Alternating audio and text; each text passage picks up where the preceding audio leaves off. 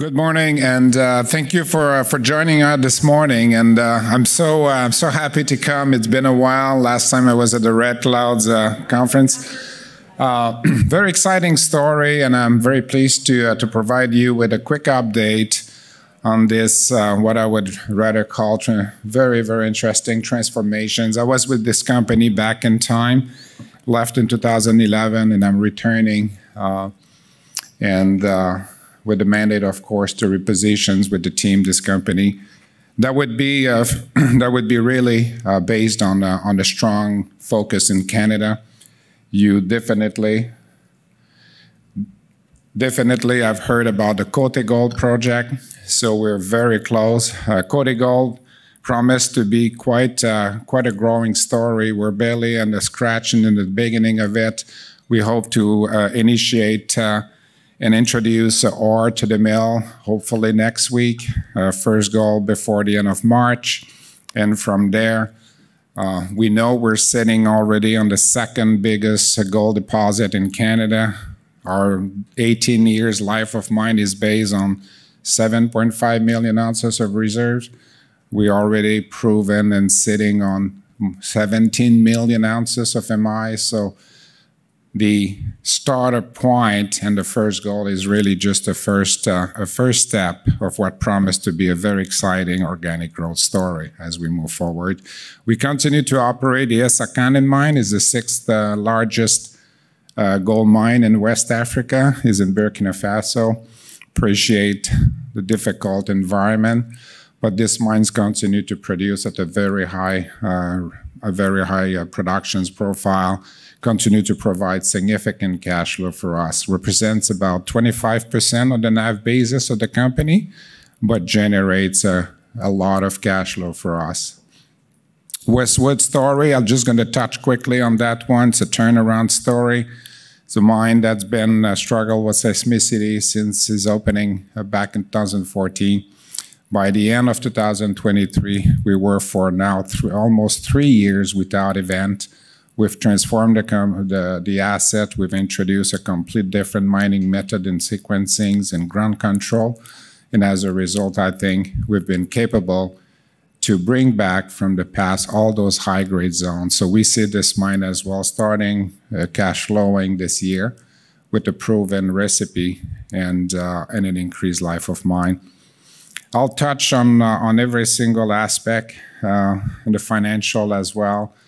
Our commitment to ESG, despite the difficult environment in Burkina Faso, we set a new record in the health and safety.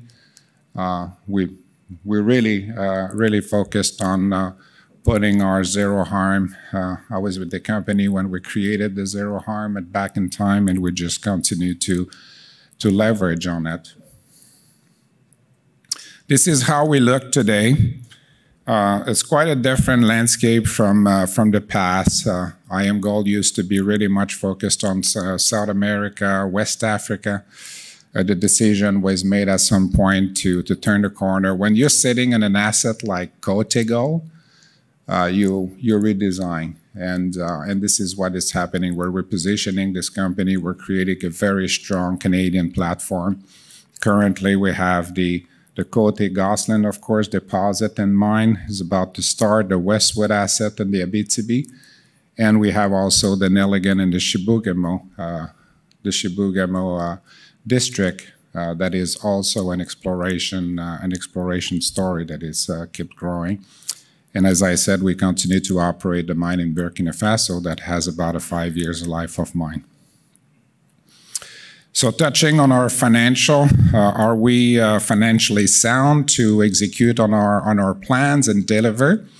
As of the end of Q4, we were sitting at about $750 million of liquidity, from which $367 million of cash equivalent. This compare to Côté Gold, we're currently 60% of it in partnership with Sumitomo. The project was designed to be a 70-30, but for reason of additional financing that was required to complete the constructions of Côté Gold, we sold an additional 10%. but we have the right of buyback and the 2 dates per year up to 2026. So that would be a priority for us following the ramp-up commissioning and full ramp-up of Côté to eventually return to the 70%. But at 60%, our share to complete the constructions and ramp up all the project activities of Côté is $142 million. And this compares, as I said, with our current liquidity in place of 3/4. We also have as obligation 150,000 ounces of prepaid to deliver. They're not totally at zero cost. We somewhat participated in the excess of 1,700, and from which about 112,000 ounces are due this year. We have the remaining closure of the West African sale as well for about $84 million of gross proceeds that we wish to close over the next couple of quarters and bring more or less $60 million of net proceeds.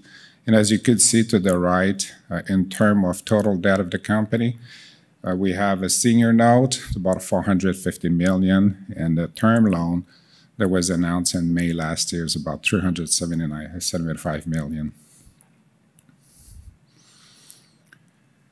Highlight of Essakane, strong finish in 2023, achieved the top guidance, achieved an excellent cost, $1,520 in AISC, generating a lot of free cash flow. But the real highlight is been capable to extend the life of mine. So we were sitting on 5 years before the start of 23. And at the end of 23, we had expanded to 29, to 28, another 5. So we're still sitting on 5 years. We put a plan out there at the end of the year. You could see to the right, over the next year, there's a significant amount of cash flow generation as the mine and capital injections going to the zero, but the productions will remain extremely strong. So they would be the reason and the questions why we operate this mine in Burkina Faso. It has the potential on a non-discounted basis basically to generate all the cash flow required just for the debt repayment. So it's about 22% of the NAV, but generates significant for us. Next year on 24, we see about the same level productions on the top end, cost potential a little higher as the new royalty, and we've kind of balances our costs considering the instability. But if we do not suffer any disruptions, we see our production right on the top end and the cost on the low end. Westwood is quite a story as well. Started the year at about $3,000 an ounce, ended the year about $2,000 an ounce, even generated a bit of free cash flow. The whole thing is about the change of the mining method. We've moved from primary, secondary to pillarless pyramid. It has changed completely the dynamic, seismicity response, and energy deployed is now at a very low level. So as a result, we go for almost 3 years without any event. We've been capable to move the mine from 4 to 6 to 8, and now we're going toward 10 mining areas underground, including all the previously closed high-grade area. As a result, our reserve now sits underground at 1.1 million ounces. It's about 10.3 grams a ton. We ended the quarter very strong at about 8 grams, so we're ramping up. This year, the mandate is to full years at a positive cash flow while we continue all the rehabilitation work. So we see this mine definitely working. We see this mine cash flowing down the road, capable to generate produce about 125,000 ounces. Just a few quick minutes on the pictures of Côté. So this is pretty recent. The top left is really the full layout. You see 4 main buildings from the top left. Where the leach is the wet, and then just a little south of it, the screening building, then the HPGR. So we are currently, as you could see at the bottom left, this is the HPGR building. We're currently, as we speak, commissioning this area. So we hope in the next 5 days, 10 days max, we should have finished to commission everything that we consider to be dry from the primary, the secondary, the HPGR, all the conveyors and screening building. And this would allow us, hopefully late next week, to start introducing ore in the mill. So in the mill, all the wet is ready, leach, CIP, ball mill. Can't wait to produce, potentially produce our first gold at the end of March. Following that, we'll be ramping up. We'll be ramping up the activities and with the target to hit commercial productions in the Q3.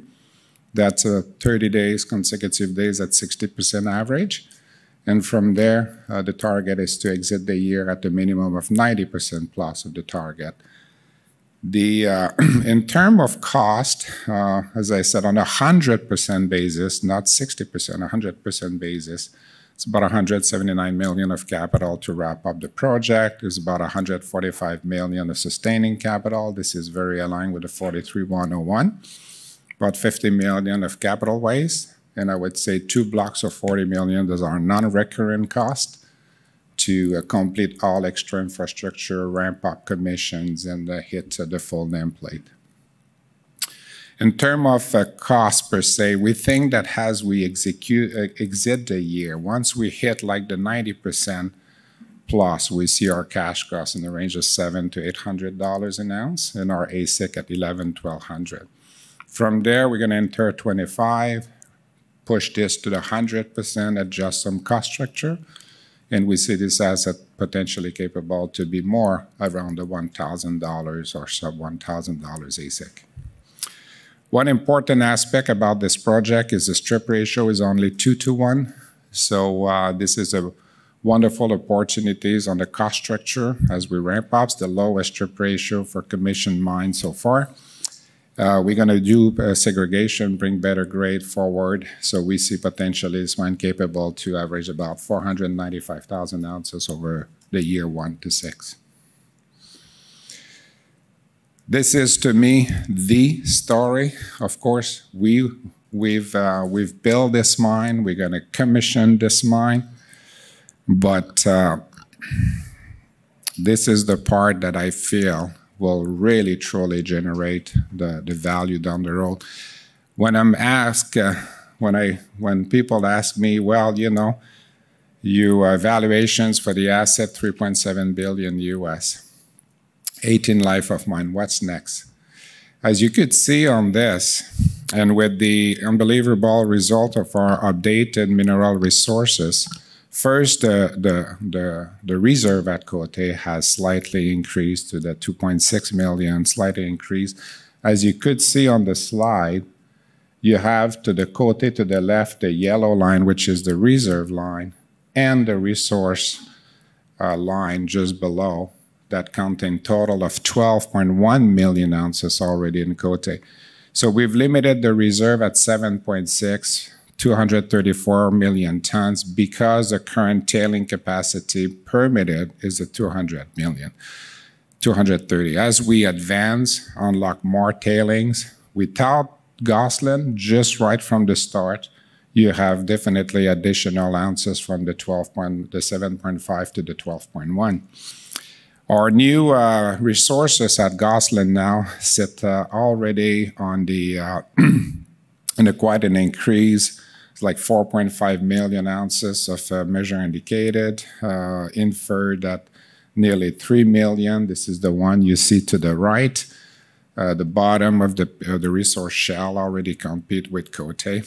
So this is a growing story. So 7.5 million ounces only on what it is already known as 17 million of MI and over 4 million of resources.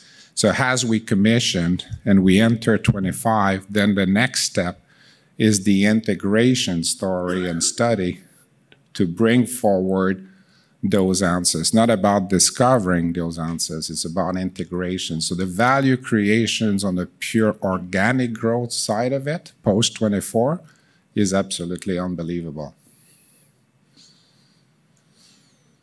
I will leave you on this last slide.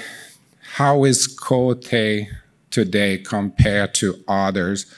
I'm aware that Blackwater has come up lately with an expansion scenario, which now is showing the next phase, potentially over the 500.